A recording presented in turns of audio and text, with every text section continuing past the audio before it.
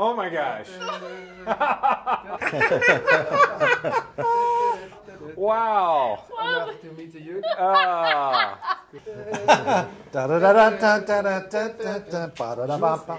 Sebastian, how are you? Well, I am the cousin of Sebastian. Oh, you're Sebastian's cousin? I am Jaques Krusteau. I am from the Triton Daily Seaweed News. And I'm a cousin of Sebastian. You met him. Ah. Sebastian is our great movie star of the family. I'm just someone for the newspaper.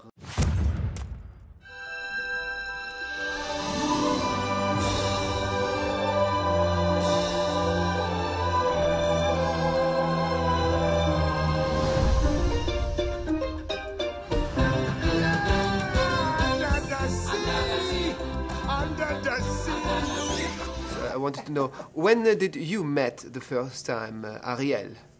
When did I first meet Ariel? Yes. Oh gosh. Ariel. Well, I originally pitched The Little Mermaid at the studio at sort of what was called a gong show, pitched to Michael Eisner, Jeffrey Katzenberg. They were looking for new ideas. We started, looking ahead as to what was going to be next, and Ron and John were, we had heard, had been proposing and pitching the idea of doing The Little Mermaid. I came across the Hans Christian Andersen story, reading a book in a bookstore, and I ended up. And you were dressed as a lobster when you were reading, weren't you? I could have been, okay, but I wrote a 2-page treatment on a little bit of a way to do that story that had a happier ending than Andersen's story, because Andersen's story was pretty sad. And I didn't name any of the characters in that treatment except Ariel, that she was named Ariel in that treatment. So in a certain way, that was kind of the birth of Ariel, I guess, in some way. There's a big scene where Ariel is having this nice, elegant dinner at the palace. She thinks the fork is a comb, and she starts combing her hair and seeing everybody stare at her strangely and realizes somehow I'm doing something I shouldn't be, and then takes the pipe and sort of thinks it's a musical instrument.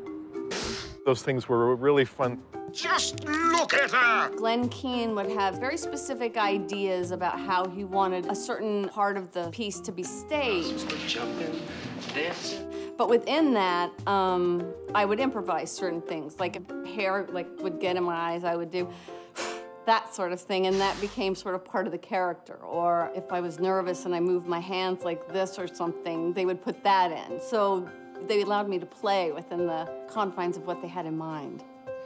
How was it for you to shoot underwater? Wet. Actually, we didn't. Yeah, Sherry was underwater for a couple of days, but we didn't. The rest of the time, we were on dry land, thankfully. Yeah.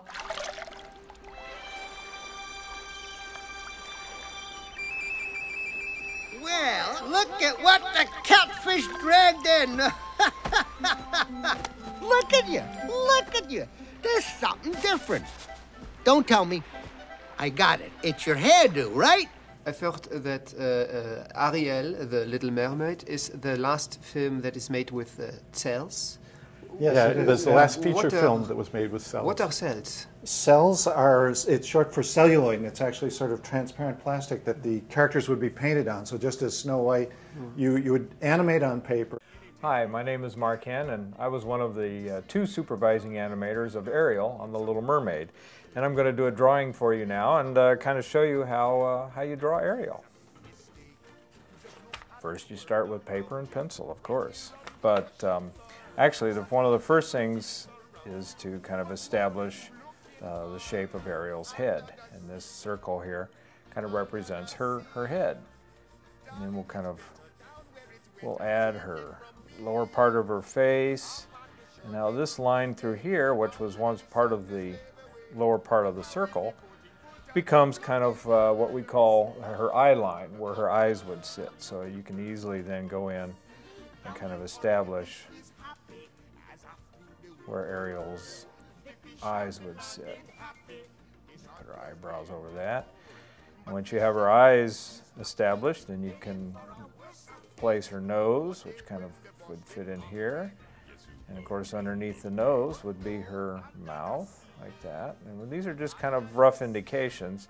And as I develop the drawing, we'll go back in and kind of refine these shapes. And then in the old days, people would trace those drawings with ink onto cells, and then they would paint on the other side and shoot that over a painted background, you know, a frame at a time. That's traditional. That was how animation was done, going all the way back to Snow White, and before that, that was always the way animation was done, except the next film after Mermaid, they found a sort of process where they were able to do that within a computer so that still the drawings were done on paper, but they were able to be combined with the painted background and colored digitally, so they didn't use cells after The Little Mermaid. You can't have a head floating up off a body, so we'll put her neck in here like this and kind of indicate a little bit of a shoulder here and shoulder on this side, and then part of her chest coming down here to her famous clamshells. Can't have Ariel going outside without her clamshells. That would be inappropriate. Ariel, the Little Mermaid, is of course classic. Do you have a favorite scene? Oh, several. Why don't you go first? Can you think of Oh, well, I like the song "Part of Your World," and then I also like when she brushes her hair with a fork. Mm-hmm. Well, with I think we call it in German called Diddlebooms, Diddledungs. Dinglehopper. Dinglehopper. Dinglehopper, yes. Yes. Dinglehopper, yes. You've been using a dinglehopper, right? No? No, huh? Well, let me see. New seashells? No new seashells.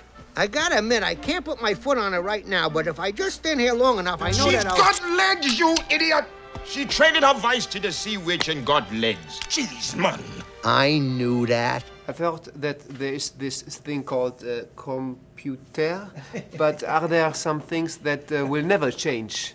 Well, certainly the artist, those are all paintbrushes and tools for the artist, and really these films are made by artists, whether or not you're using a pencil or a mouse, as it were. So that's the essential part of the process, more so than the technological part. So yes, that will never change. These large bangs that just kind of floated around underwater, which was a lot of fun to animate. And we'll add the thickness to the hair to the back here, and then all this large mass of hair kind of floating around her head and shoulders, like that. There we go. And there's Ariel. Well, certainly one of the things that will never change is a good story. That's right. And you have to have a good story, regardless of what medium you're telling. Animation is essentially acting. It's bringing a character to life so that you feel like that character is thinking and is real and is believable. And there's an art to that. There's an art to creating a very believable, wonderful character. And it doesn't really matter if it's drawn or how it's done. There's still very much, as John said, an art in terms of bringing characters to life.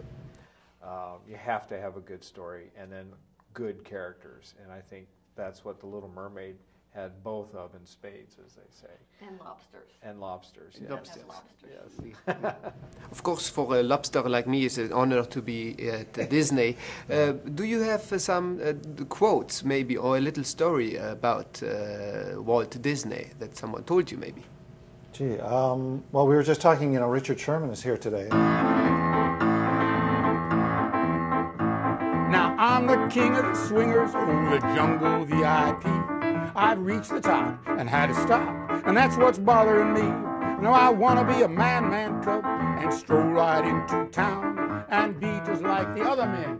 I'm tired of monkeying round, say, ooh, I want to be like you. A composer for Jungle Book, and he used to go every Friday afternoon upstairs to Walt's office in the animation building, and he and his brother would play a song, Feed the Birds, from Mary Poppins to Walt, the end of a hard week, and it would invariably move him to tears. I never met Walt personally, but I knew Walt's nephew, Roy Disney, who was overseeing the animation here during the time of production. But I knew a lot of the artists that worked with Walt. We never met Walt Disney himself because he died when we were about 13 years old. We worked with some of the people that worked with Walt. Yeah. I know we worked with an artist named Ken Anderson, who always told this story. He was an art director and did beautiful work. But one time when he was at a meeting with Walt had a mustache, much like yours, not exactly like yours. It was a little smaller than yours. You and Walt have a lot in common. And once, and sometimes they don't really like to talk about this, but sometimes Walt would smoke cigarettes, but in this particular thing, Walt had a cigarette and Ken went to light the cigarette and he was kind of nervous and he actually lit Walt Disney's mustache on fire. He was sure that he was going to be fired after that. It was a very kind of embarrassing thing, but he wasn't, and he went on to do many great things. Set many famous people on fire. One of the things that sticks in my mind was the fact that Walt really pushed his artists to be the very best they could be, and many times they didn't think they were good enough, but Walt pushed them anyway, and he really, helped elevate their art as animators and background painters, whatever it was. He really pushed them to be the best they could be for the films that they were working on. And for you, of course, what do you think is the message of The Little Mermaid? Follow your dreams. Where? Follow your heart. Where? And don't be afraid. Do you have a little message to the Little Mermaid fans and to seafood like me? We could tell you actually the Cannes Film. We went to the Cannes Film Festival back in 1990 when the film was first released, and we were there with Roy Disney, who is Walt Disney's nephew, Roy Disney Jr. We were seated at a table the night of the big premiere, and they had 8 waiters all come around the table, and as one, they all lifted the covered plates. And there was crab on all the plates, and we screamed. We said, "That's the star of the movie. We can't eat the star." And the waiters had no idea. They hadn't seen the movie, so they had no idea why everyone was. And they spoke French, so they just understood there was general screaming. Mon Dieu. Yeah, mon Dieu. Yes, Zutalo. We were doing all that stuff. Yeah.